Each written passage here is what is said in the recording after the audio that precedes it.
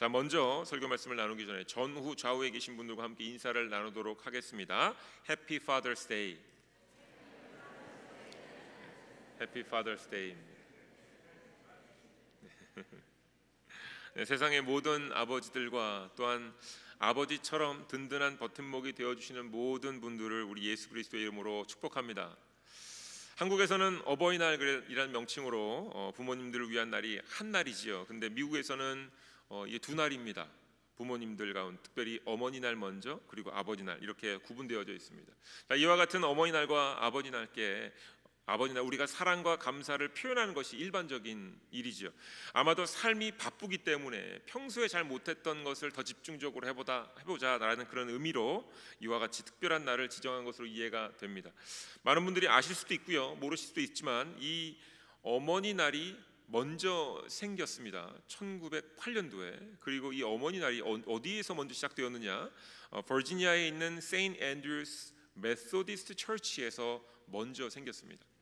아나 자비스라는 여성이 자신의 어머니 앤 자비스를 위해서 기념하는 예배를 드리면서 이것을 계기로 어머니의 날이 제정이 되었고요. 그리고 1년 정도 뒤에 이제 아버지의 날이 어머니의 날에 영향을 받아서 아버지의 날로 1909년도부터 아버지의 날이 시작되었습니다. 사랑하는 부모님께 사랑과 감사를 표현하는 것은 참으로 뜻깊은 일이고 너무나도 좋은 일입니다. 그런데 동시에 조금 우리가 조심스러운 부분도 있다라고 말씀을 드리겠습니다. 다름 아닌 부모님으로부터 사랑만 받았으면 참 좋겠는데 때로 아픔과 고통의 기억을 갖고 계신 분들이 분명 있으실 줄 압니다. 어머니 날과 아버지의 날이 감사와 사랑보다 아픔의 시간으로 기억되시는 분들이 분명 있을 줄 압니다. 그렇기 때문에 다시금 이렇게 말씀을 드립니다. 나에게 누구보다도 더 부모님처럼 섬겨주시고 아껴주신 분이 계시면 그분에게 감사를 드리는 날입니다. 꼭 아버지 어머니가 아니어도 나에게 정말로 내 삶에 위로하시고 격려하시고 말씀으로 채우면서 나에게 부모님처럼 아버지처럼 어머니처럼 그렇게 섬겨주신 분들에게 감사의 마음을 표현하는 날입니다. 사랑을 표현하고 나누고 전하고자 지정한 날이기 때문에 아픈 기억보다는 감사와 사랑의 기억을 가득 품고 오늘 하루를 채워가시길 주님의 이름으로 축원드리겠습니다. 네, 오늘 설교의 제목이요, 신앙의 성장을 확인하라입니다. 신앙의 성장을 확인하라. 자, 여러분께 질문을 드리겠습니다. 여러분 혹시 얼마나 여러분의 신앙이 성장했는지를 확인 가능하신가요? 확인해 보셨습니까? 내 신앙이 얼마나 자라났는지. 혹시 여러분만의 방법이 있으십니까? 신앙의 성장이 얼마나 그동안 성장했는지 확인하실 만한 여러분만의 방법이 있으십니까? 저는 개인적으로 회복하는 시간을 신앙의 성장을 확인하는 저 나름대로의 방법으로 여기고 있습니다. 어떤 얘기냐면 어떤 상황 속에 제가 처했을 때 그 속 안에서 불편했던 감정들이 얼마나 빨리 신앙적으로 회복되고 또한 신앙적으로 그 일을 대하고 있는지를 보는 겁니다.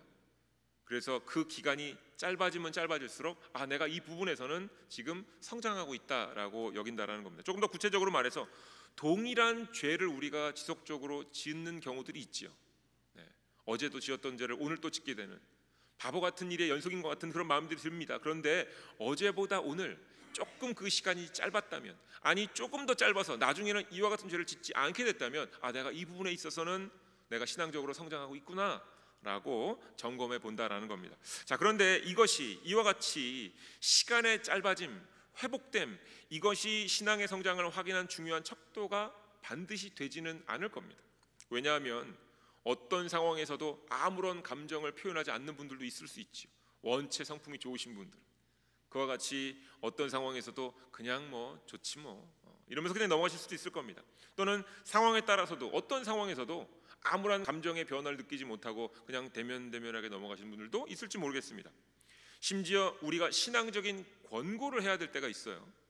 때로는 성경 말씀을 가지고 잘못된 걸 지적해 줘야 될 때가 있는데 그때의 서로의 관계를 생각해서 관계가 깨어지는 것이 불편해서 만약 권하지 않고 있다면 이것도 관계상으로는 문제가 없지만 신앙적으로는 성장했다고 말할 수 없겠지요. 자, 여러분, 집사, 권사, 장로, 목사라는 직분이 신앙의 성장을 나타낼 수 있을까요? 신앙의 성장을 측정하는 척도가 될 수 있을까요? 직분에 따라서 신앙의 직무가 있기 때문에 상대적으로 신앙의 성장 속도를 또는 성장의 정도를 고려해 볼 수 있을지 모르겠습니다. 하지만 직분은 맡겨진 직무를 감당하는 일이기 때문에 신앙의 성장을 확인해 줄 도구가 되는 데는 여전히 한계가 있는 것으로 보입니다. 자, 그런데 오늘의 본문 말씀 마가복음 4장에 우리에게 신앙의 성장이 무엇인지를 오늘 본문 말씀이 보여주고 있습니다. 자, 예수님께서 하나님의 나라에 대해서 말씀하시면서 씨앗이 싹이 나고 이삭이 되고 열매를 맺는 과정을 볼 것이다, 이렇게 비유로 말씀하십니다. 또한 겨자씨의 비유를 통해서 작은 그 겨자씨 하나가 결국 땅에 심겨져서 자라서 나무가 되고 큰 그늘을 제공해주는 그런 자라남에 대해서 오늘 본문 말씀이 묘사하고 있다라는 겁니다. 자, 이 본문의 말씀을 너무 쉽게 이해하시면 안 됩니다. 신앙적인 성장을 씨앗에서 열매를 맺어가는 과정 정도로만 이해하시면 안 됩니다. 또는 작은 씨앗 하나가 큰 나무가 되는 것 정도로 이해하셔도 안 됩니다. 왜냐하면 이 예수님께서 말씀하신 이 성장에 대한 비유를 말씀하실 때 사용하셨던 주어가 바로 하나님 나라이기 때문에 그렇습니다. 하나님 나라에 대한 비유입니다. 더욱이 이 두 가지 비유 속 중요한 성질 한 가지가 묘사되어 있는데 바로 어떻게 그리 되었는지 알지 못한다, 언제 어떻게 자랐는지는 우리도 모른다 라는 것이 중요한 하나의 성질로 묘사되어 있기 때문에 쉽게 이해하시면 안 됩니다. 신앙의 성장에 관한 이야기 같은데 내용적으로는 하나님의 나라의 확장을 의미하고 있다라는 겁니다. 하나님 나라에 대한 설명입니다. 정확하게 말씀을 드리자면 신앙의 성장은 무엇이냐? 믿는 사람들, 여러분과 저와 같이 믿는 사람들 안에, 우리 안에 하나님 나라에 대한 이해와 하나님 나라에 대한 소망이 얼마만큼 성장되고 있느냐라는 것과 같은 의미다라는 겁니다. 믿음의 신앙의 성장과 하나님 나라에 대한 이해와 하나님 나라에 대한 소망이 같은 연결고리가 있다라는 겁니다. 자, 실예로 교회가 정해준 봉사도 열심히 하고 교회 내에 사람들을 열심으로 섬기고 있다면 하나님의 나라, 천국에 대한 소망이 성장하고 있다고 보여집니다. 하지만 봉사의 양과 섬김의 양으로 천국에 대한 소망이 성장했다고 볼 수만은 없는 것도 사실이라는 것, 우리가 눈여겨 보아야 할 것입니다. 자, 따라서 신앙인들이 서로의 신앙 성장에 대해서 어느 정도 느끼고 있는지를 우리가 확인할 수 있습니다만 어느 정도까지는 사실 이 천국의 소망에 대한 정도는 나 개인이 더 잘 알지, 나 스스로가 가장 잘 알고 나 스스로만 잘 점검할 수 있는 부분이 됩니다. 그래서 오늘 본 말씀이 우리 스스로에게 묻는 겁니다. 여러분에게 묻는 겁니다. 여러분 안에, 저와 여러분 안에 천국에 대한 소망이 얼마나 지금 자라나셨습니까? 천국에 대한 소망이 지금 자라나고 계십니까? 지금 그것을 묻는 겁니다. 자, 이렇게만 설명을 드리면 너무나도 개인적이고 너무나도 개념적이어서 적용이 잘 안 되실지도 모르겠습니다. 자, 그런데 사실 오늘의 본문 말씀 마가복음 4장 전체가 사실 천국의 소망에 대해서 이야기하고 있기 때문에 마가복음 전체의 내용을 한번 살펴보면서 이것을 우리의 삶에 그대로 적용해 보고자 합니다. 자, 먼저는요, 씨 뿌리는 자에 대한 비유입니다. 우리가 잘 알고 들었던 씨 뿌리는 자에 대한 비유입니다. 자, 씨를 뿌리는 자가 나가서 씨를 뿌리는데 덜어는 길가에, 덜어는 흙이 얕은 돌밭에, 덜어는 가시떨기에, 그리고 덜어는 좋은 땅에 떨어졌다, 이렇게 성경이 우리에게 말하고 있습니다. 길가에 떨어진 씨앗은 새들이 와서 먹어버립니다. 그리고 흙이 얕은 돌밭에 떨어진 씨앗은 조금 싹은 나는데, 뿌리는 조금 나는데 이내 곧 말라서 생명을 다해버립니다. 가시떨기에 떨어진 씨앗은 가시 때문에 이 방해로 인하여서 자라지 못하고요. 하지만 좋은 땅에 떨어진 씨앗은 좋은 열매를 맺었다라고 예수님께서 친히 설명해 주셨습니다. 자, 여러분, 이 비유의 핵심, 키포인트는 우리 모두 좋은 땅이 되자, 좋은 땅을 일구자라는 것이 아닙니다. 그동안 만약 그렇게 이해하셨다면 그동안 조금 다르게 이해하신 겁니다. 좋은 땅이 되자, 이 의미가 아니라고 제가 말씀드리는 이유는 씨 뿌리는 자가 씨를 뿌리러 나간 상황에서 씨 뿌리는 자가 누구인지를 우리가 다시금 주목해 보면 쉽게 알 수 있습니다. 씨를 뿌리는 자가 누구입니까? 이 본 말씀 가운데 씨를 뿌리는 자가 여러분입니까? 아니면 저입니까? 아니요. 성경에선 정확하게 씨 뿌리는 자는 말씀을 뿌린다 하여 하나님, 예수님이 됩니다. 자, 자, 그렇다면 하나님께서, 예수님께서 길가, 돌밭, 가시떨기를 모르고 거기다가 씨를 뿌리셨겠습니까? 아니겠지요. 더욱이어 한 가지를 더 확인해야 되는데, 하나님의 말씀인 성경이 사람으로 하여금 언제, 어느 본문 말씀 가운데서 야, 하나님을 믿는 자들아, 예수를 믿는 자들아, 너희들 스스로 죄에서 자유하라, 이렇게 말한 본문이 있나요? 없지요. 다시 말하면 길가, 돌밭, 가시떨기는 예수님을 향한 온전한 믿음이 없는 경우를 말하는 겁니다. 예수님께서 비유에 대해서 말씀하시면서 이렇게 설명하십니다. 마가복음 4장 14절 말씀입니다. 뿌리는 자는 말씀을 뿌리는 것이라. 말씀은 뿌려졌는데 15절 사탄이 와서 말씀을 빼앗아가고, 16절과 17절 말씀을 듣고는 기뻐했으나 곧 눈앞의 상황 앞에서 넘어지고, 18절과 19절 말씀을 듣기는 원하나 세상의 염려와 재물의 유혹과 기타 욕심으로 인해서 열매를 맺지 못하게 되었다 말합니다. 말씀이 자라고 성장할 땅이 없다라는 얘기입니다. 자, 결국 천국은 이 천국의 소망을 얻지 못한 상태를 우리에게 보여줍니다. 그런데 천국은 무엇으로 갑니까? 천국은 믿음으로 갑니다. 그러니까 이 본문 말씀에서 가장 중요한 것은 믿음이 있는 자리가 없다라는 얘기예요. 여러분, 믿음은 선물입니다. 내가 원한다고 얻고 내가 원하지 않는다고 거부할 수 있는 게 아닙니다. 하나님께서 전적으로 주시는 선물입니다. 좋은 땅이란 열매를 맺는데 그 이유는 이 바로 좋은 땅이 바로 예수님을 의미하기 때문에 그렇습니다. 우리 스스로는 좋은 땅이 될 수 없고요, 우리가 예수님을 믿음으로 말미암아 예수님을 믿을 때에 예수님이라는 그 반석 위에 온전한 집이 세워지고 그 예수님이라는 좋은 땅 위에 열매가 나는 겁니다. 그런데 그 예수님을 우리가 믿어야 된다라는 겁니다.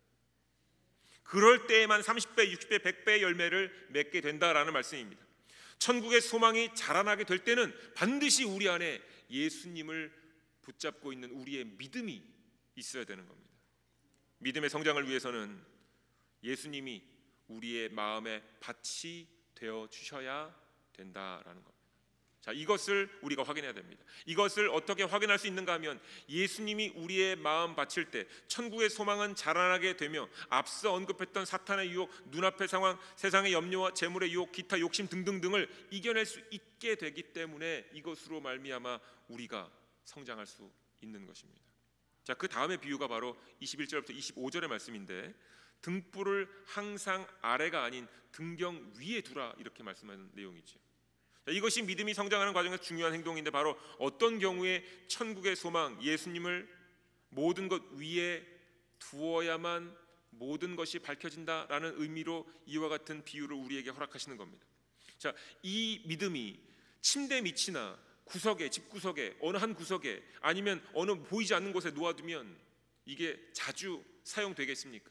집중할 수 있겠습니까? 매 순간 예수님을 먼저 찾고 가장 높은 곳에 두어서 모든 것을 살피는 것이 믿음의 성장을 이루는데 중요하다라는 것을 오늘 본문의 말씀이 우리에게 가르쳐 주고 있는 겁니다.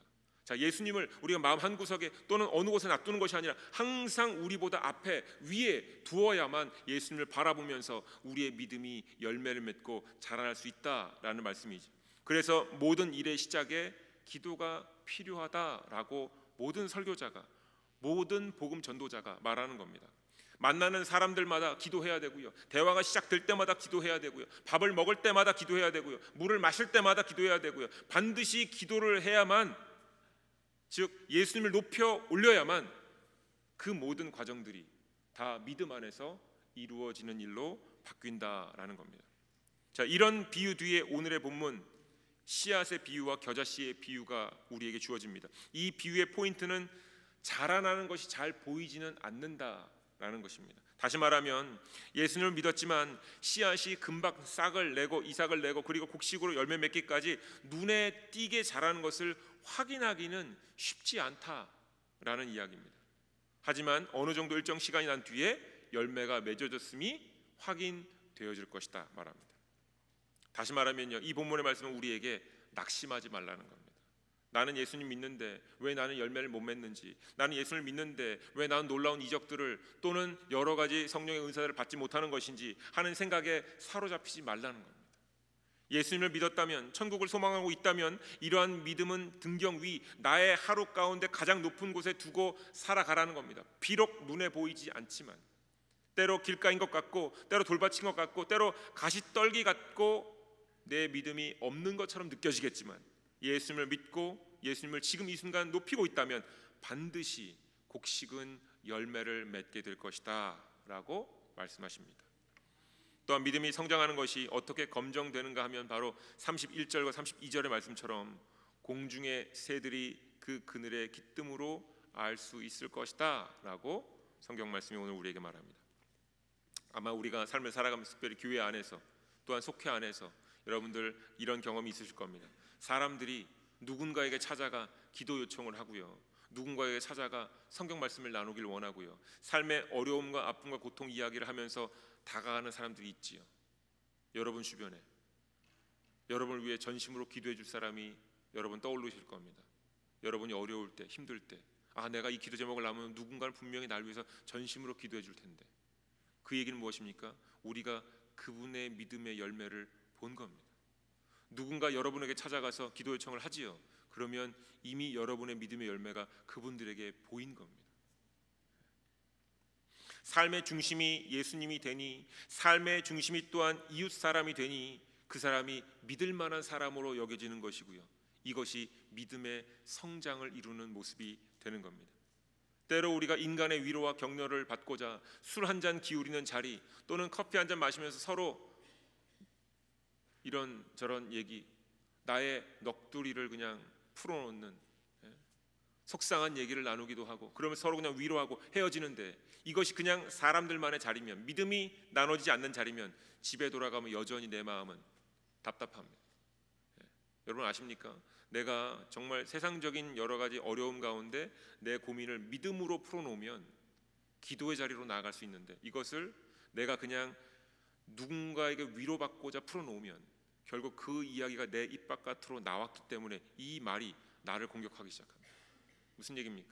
내가 이걸 누군가가 나왔는데 내 마음이 풀리지 않으니까 계속 내가 곱씹는 겁니다. 그러면 다음 사람을 또 찾아요. 또 누가 내 얘기를 들어줄까? 누가 또 내에게 귀를 기울여 줄까? 또 누가 내에게 동의해 줄까? 결국 사람을 찾아다니게 된다는 겁니다. 결국 이것은 해결이 안 되고 나만 계속 괴롭게 되는 겁니다. 내가 이렇게 많이 얘기했는데 아무도 나에게 동조해 주지 않는구나. 결국 내 영혼이 더 갈급해지는 겁니다. 이것은 우리의 신앙이 성장한 사람이라고 말할 수 없다라는 겁니다. 마가복음 4장 마지막 부분에 배 위에 있던 제자들이 잠을 주무시던 예수님을 막 깨우기 시작합니다. 이유는 여러분이 잘 알고 있다시피 배가 지금 난파될 지경입니다.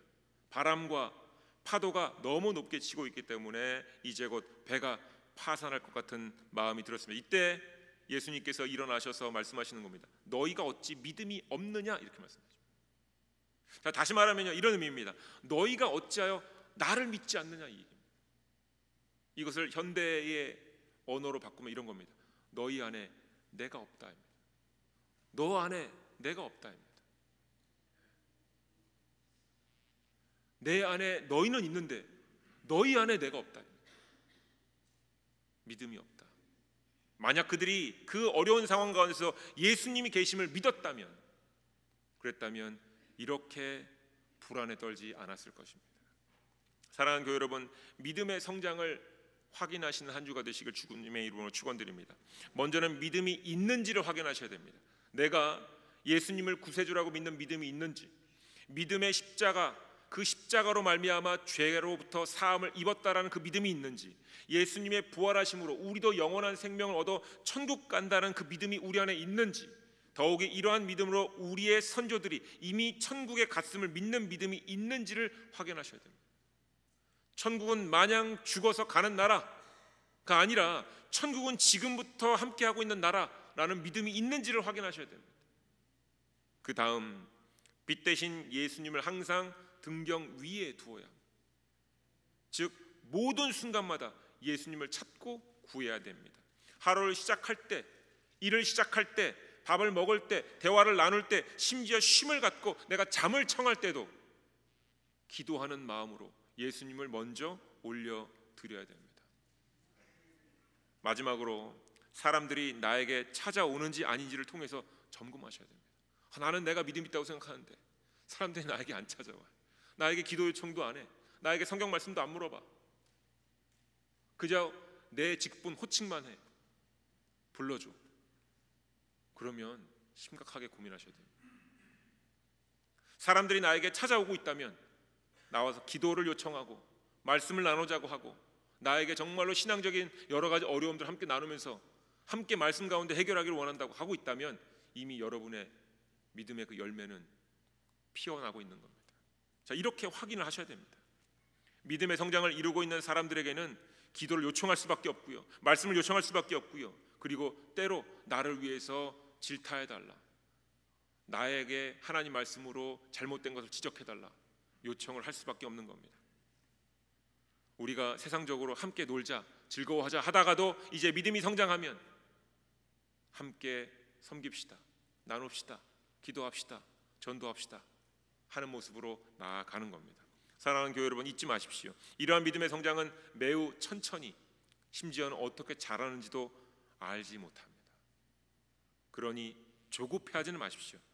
그저 예수님께 의지하시고 예수님을 찾으시고 예수님께 물으십시오. 그러면 분명 어느 시점인가 자연스럽게 여러분의 열매가 있는 것을 확인하시게 될 것입니다. 여러분들에게 씨를 뿌리신 하나님께서, 예수님께서, 성령님께서 여러분의 믿음을 분명 자라나게 하실 겁니다. 자, 오늘의 말씀으로 우리 각자의 신앙을 친히 확인해 보시고 신앙의 성장으로 나아가시길 주님의 이름으로 간절히 축원드립니다. 기도하겠습니다.